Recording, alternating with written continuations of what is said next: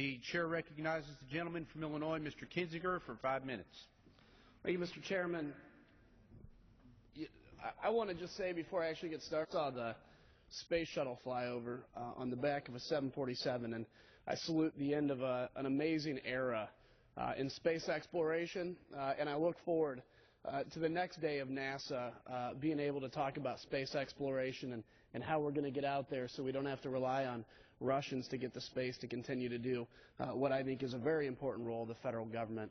I was in Houston, and I actually went through the NASA Center here about 3 or 4 days ago, but I was in Houston for military duty. I am a pilot in the Air National Guard. I fly an airplane called an RC-26, which is a reconnaissance plane.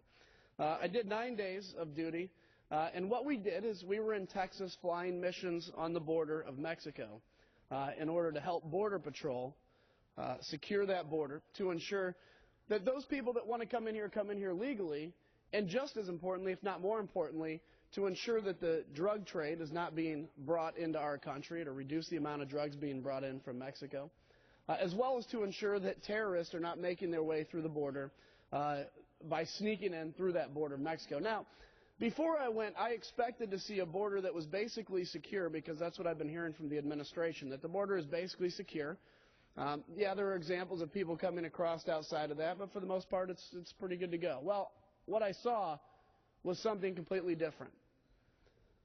You know, I'm going to tell you just a quick story about somebody who's on the border every day trying to protect this country against drugs and against terrorism coming through that border. This guy, as a Border Patrol agent, affectionately is the word, known as Uzi. Uzi is a former Marine. He was a Marine for about 5 years, started a small business when he got out of the Marine Corps, and made the decision that, you know what, he wants to go continue to serve and protect his country. Now, I flew missions with Uzi. He was on board my aircraft as we went down and we assisted Border Patrol.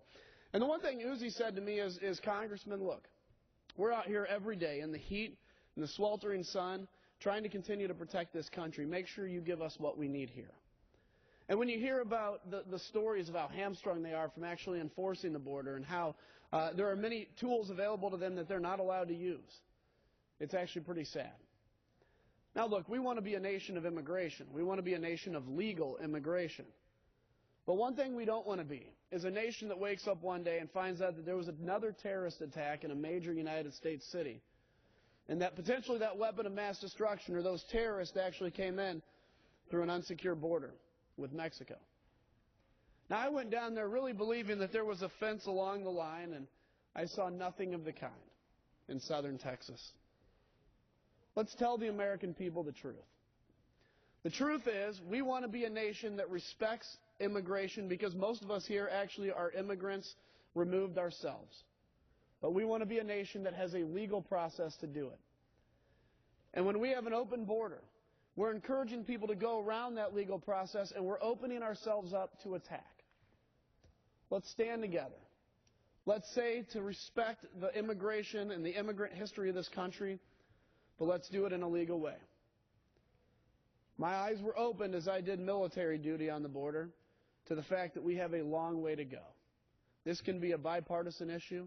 It doesn't need to be Republican versus Democrat, but it needs to be something that we actually finally do.